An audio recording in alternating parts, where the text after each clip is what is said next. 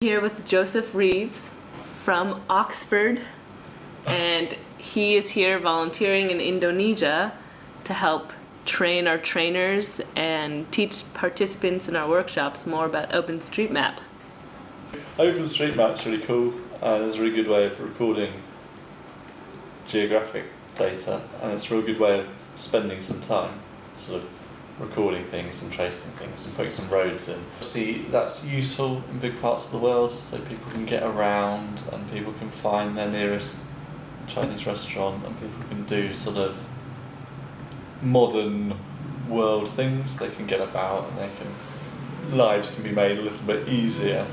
A situation where that's applicable to you, you've got to be in a relatively privileged position in the first place. So to have a smartphone that can do fancy maps and tell you where your local laundry is, you've got to be quite well to do in the first place to be able to do that.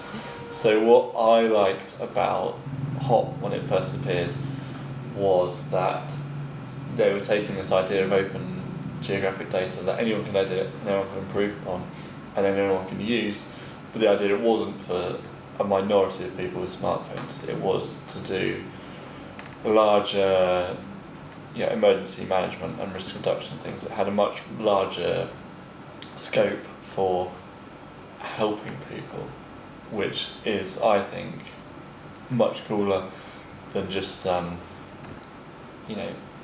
your Foursquare background maps and stuff like that. Okay, so being out here in Indonesia, I don't speak Indonesian, so dealing with teams that are usually Indonesian and predominantly Indonesian speaking, there is a language barrier there. So any strategies I've come up with to overcome that language barrier. So OpenStreetMap, as a project, is interesting because it's basically the database at the end of the day of geographic data, and that is all in English. So these Indonesians have to overcome that issue, and I have to overcome the language issue myself.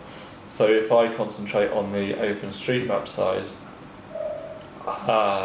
and making sure the English that ends up in there makes sense, then people can help me with the Indonesian side and making sure that the people that we're training get the material they need and the instructions they need in a language they understand. Definitely the going out and about mapping somewhere.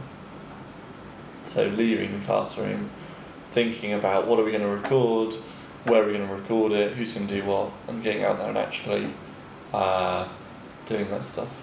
So the potential's there.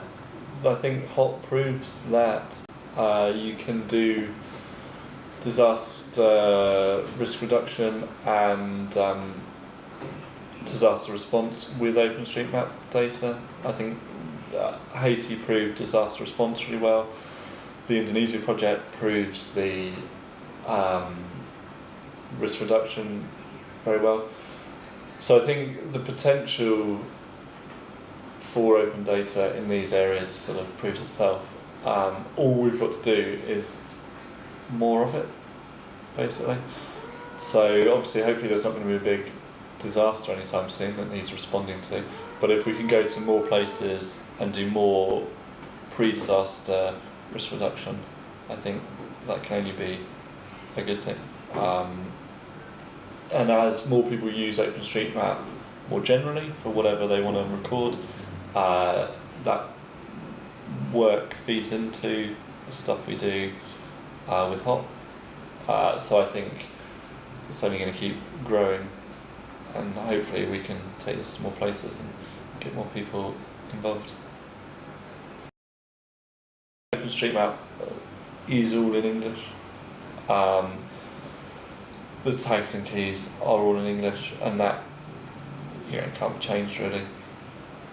There's language issues with the tools, so JOSM is in English, and you can put a translation in front of that into Bahasa Indonesian, but in reality the program itself is in English.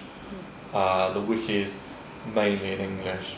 And then when people are tagging like the names of objects or places, some people will tag them in English even if they're in the Middle East, and English is not a language that's used, and these places have, say, Arabic names, they will be tagged on in English. So I think it's that national nature of the project that I think causes problems, and these are just things that we can discuss our way through, and we can think our way out of these problems.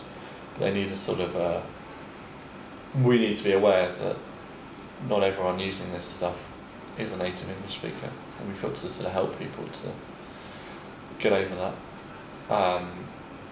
So that's my problem, I'm not too sure, because I do speak English, but that's where I've come up against barriers, is getting other people involved, or seeing the effect of people thinking only in English for the map. The original idea is the coolest.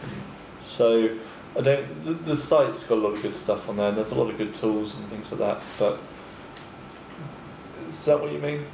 Because there's nothing really cooler than the thing in the first place.